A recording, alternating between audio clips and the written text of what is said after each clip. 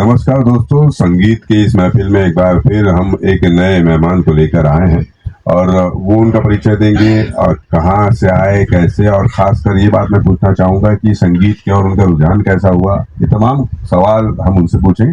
Sir, स्वागत है आपका संगीत साधना कराओके क्लब के माध्यम से। आज यहाँ पर आपको एक नया प्लेटफॉर्म मिला हुआ है जहाँ आप अपने दिल की बात रख सकते हैं। अब सबसे पहले तो ये बताइए आपका नाम और आपका एजुकेशन। जी, मैं देवेंद्र ठाकरे मोरसी से हूँ। मैं प्रोफेशनली प्रिंसिपल हूँ गवर्नमेंट कॉलेज में। जी। मेरा education MA in political science, MA in economics, MPhil, MEd और संगीत विशारद भी हुआ है और एमफिल भी हुआ है।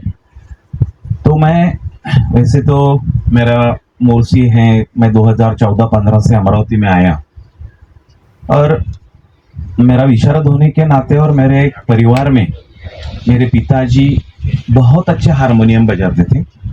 पूरा परिवार में संगीत में माहौल था और संगीत सीखने के कारण मुझे उसमें रुचि भी थी। जब मैं यहाँ पे आया तो मुझे 2023 में मुझे क्लब का पता चला। हालांकि मैं इससे पहले भी कभी कभी नीचे होटल में कभी फैमिली के साथ आता था। मैं इधर देखता था, हाँ होगा भाई कुछ तो भी कराओके क्लब। मैंने ध्यान नहीं दिया। जब मेरे दोस्त के साथ मैं यहाँ आया तो जब एक महीने यहाँ पे टेस्ट दिया तो मुझे बहुत अच्छा माहौल लगा। तब से मैं क्लब में जुड़ा हूँ। लगभग 3-3.5 साल, यहाँ 3-1 साल मुझे हुए हैं। तो इसके माध्यम से मैं आपको बताना चाहूँगा सर कि एक फैमिली जैसा एक माहौल हुआ है। जी। जब मैं गवर्नमेंट कॉलेज में प्रिंसिपल के नाते काम करता हूँ तो बहुत सारी एक मेंटली स्ट्रेस रहता है। जब मैं कॉलेज से सीधा यहाँ आता हूँ, घर में नहीं जाता। अच्छा। जब 5:15 बजे कॉलेज छूटता है तो सीधा मैं क्लब में आता हूँ और आने के बाद तो ऐसा लगता है कि कैसे कैसे मैं जैसे कि अपन इसके कब क्लब में पहुंचूं और पहला मैं नाम लिख लूं। अच्छा। क्योंकि यहाँ आने के बाद हाँ इसका नंबर है, उसका नंबर है, इसका नंबर है। कभी कभी हमारे जो सिस्टर्स है सब यहाँ पे बैठी हुई, उनके साथ कभी ड्यूएट गाने का भी मौका मिलता है, कभी सोलो गाना मिलता है।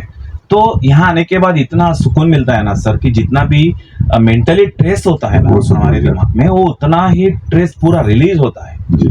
इतना सुकून हमारे क्लब में मिलता है। जी जी, बहुत अच्छी बात कही सर। आखिरी सवाल आपके लिए कि आपके पुराने खास गायक कौन थे और अभी के गायक कौन है? मैं सर मोहम्मद रफी साहब को, येसुदास को ज्यादा पसंद करता हूँ। उनके गाने भी बहुत अच्छी तरह से गाने की प्रयास करता हूँ। और यहाँ सिर्फ मैं एक बताना चाहूंगा सर कि ये क्लब के जो संचालक आदरणीय से चंद्रकांत जी पोपट साहब, अभी अमरावती में बहुत सारे क्लब निकले हैं। बाहर के कुछ टीम के तरफ से भी या दूसरे क्लब के तरफ से भी बहुत सारे कंपटीशन होते हैं, उसमें भी हम पार्टिसिपेंट करते हैं। तो उसमें हम कभी पहला, दूसरा, तीसरा नंबर लेके आते हैं। तो वैसे ही जब हम अभी पिछले महीने में एक कंपटीशन हुई थी, उसमें भी मुझे सेकंड प्राइज मिला था। हमारे क्लब के इतर बाकी जो मेंबर है उनको भी फर्स्ट प्राइज, सेकंड प्राइज मिला। तो हम ग्रुप में डालते हैं कि भाई ये हमारे क्लब को हम अर्पित करते हैं चंद्रकांत जी पोपट जी को, हमारी उनकी प्रेरणा की वजह से हमें सब मिला है। तो उसमें चंद्रकांत जी ने हमें बताया था एक बार कि यार मेहनत आप करते हो, मेरा नाम क्यों सामने करते हो, मेहनत तो आप करते हैं।